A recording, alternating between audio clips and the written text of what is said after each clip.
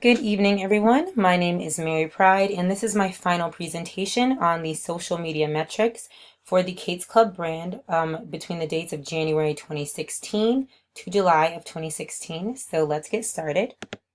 Now, from the jump, I have my agenda, which features different things that we're going to be discussing today, such as account performance in the form of fan analysis, visibility analysis, engagement analysis, and post performance.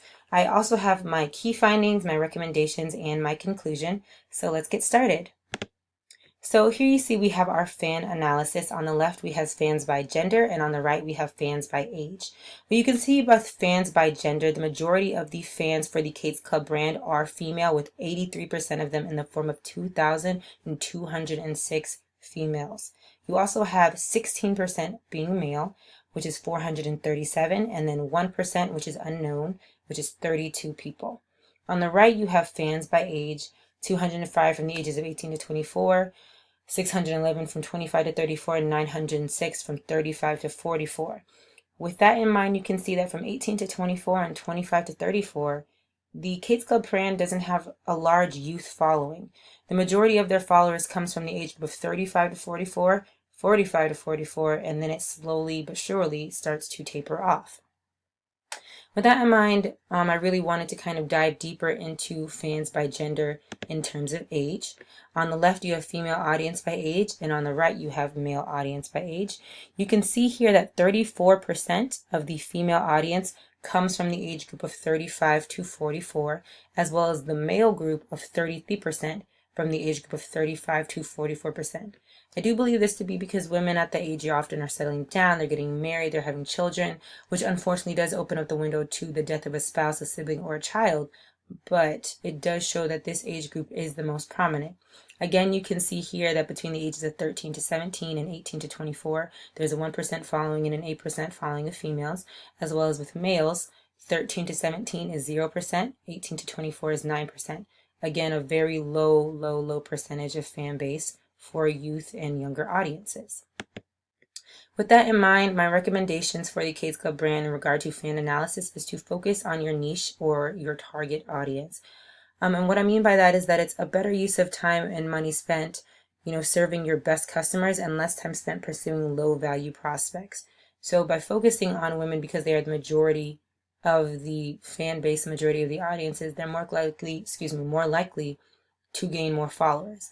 On the flip side of that, the brand does have an opportunity to expand by bringing in more males into the fan audience, hence why I wrote target male audiences through male-oriented content. If the brand were to possibly collaborate with an influencer or a male blogger who's experienced grief, who wrote posts on how to deal with things of that nature, they do have the opportunity to grow more through male audiences and male-oriented content. Next, we have our visibility analysis. Before we get started into that, I just want to go over impressions versus reach. Impressions are the number of times content has been viewed, and reach is the number of people who see content. And unfortunately, Facebook is the only platform that allows us to view both impressions and reach, while Twitter only allows us to view impressions. So let's get started. Here you have the Facebook visibility on the left and then Twitter versus Facebook on the right. On the left, you can see that impressions have 65% in comparison to reach, which is 35%. And to be a little bit more specific, you can see that the Kate's Club published content, it was seen by over 143,000 users, but it was seen over 275,000 times. So what that means is there is more reach than impressions for Facebook in regards to Kate's Club. But on the right, when you see Twitter versus Facebook, Facebook is 86% in comparison to Twitter's 14%, meaning that content on Facebook is much more likely to be viewed and seen on Facebook for Kate's Club than it is on Twitter. With that in mind, my recommendations for the brand are to utilize an established brand hashtag. Hashtags improve the visibility of your content. Don't simply use social media to share content. They also use social media sites like Twitter and Instagram in order to find new content that's relevant to their interests. When your content has hashtags, it is much easier for users to find.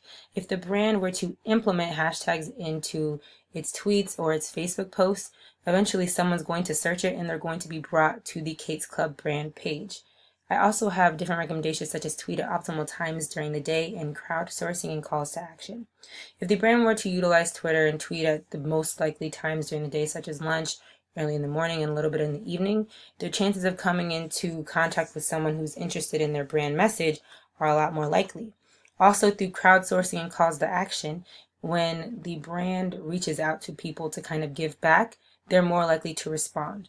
Through crowdsourcing, if the brand were to ask a question on different ways to deal with grief, or if anyone has any suggestions, that's inciting people to communicate with the brand. You're asking them for help rather than the other way around, where how it usually is, from day to day. Next up, we have our engagement analysis with Facebook, Twitter, and Instagram. So as you can see here on all three platforms, likes are the most popular form of engagement, with 73% for Facebook, 61% for Twitter, and 98% for Instagram. The second most popular form of engagement comes in the forms of shares. On Facebook, that is 13%, and then on Twitter, shares are known as retweets, which is 37%.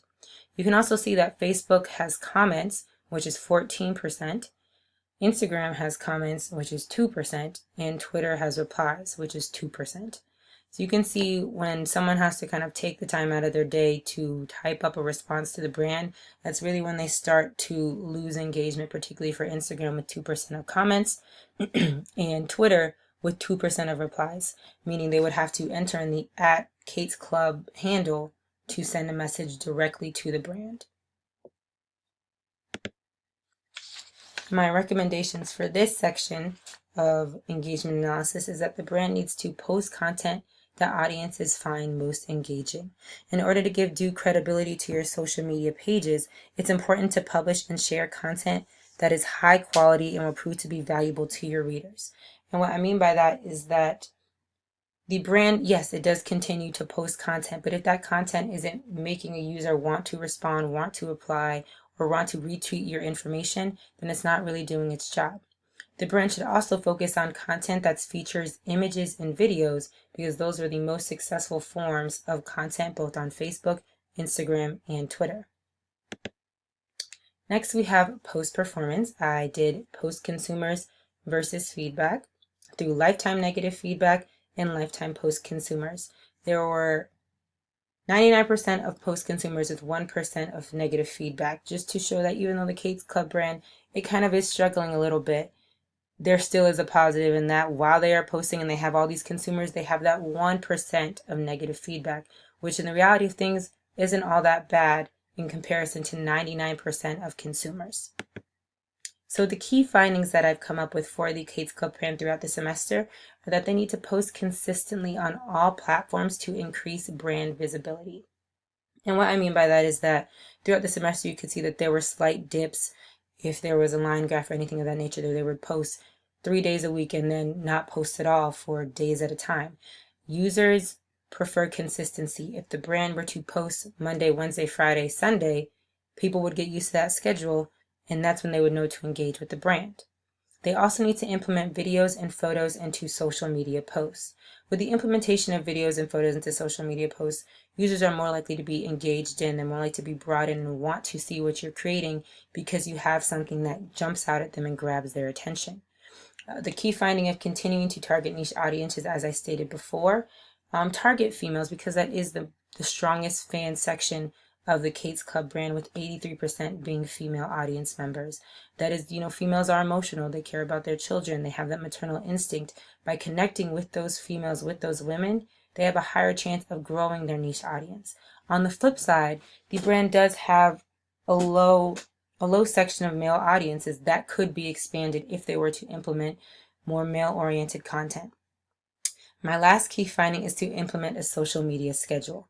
If the brand were to utilize something like Hootsuite or Unum, which is an app for Instagram, to post to social media platforms, I feel as if they'd be a lot more successful because it would be scheduled out to where they wouldn't have to worry about it day by day by day. It would already be done, and it would establish a consistent form of communication from the brand to audience members through social media. Thank you very much for your time. That is my entire presentation on the social media metrics for the Kate's Club brand. I have thoroughly enjoyed the course, and I hope everyone has a good evening. Thank you and good night.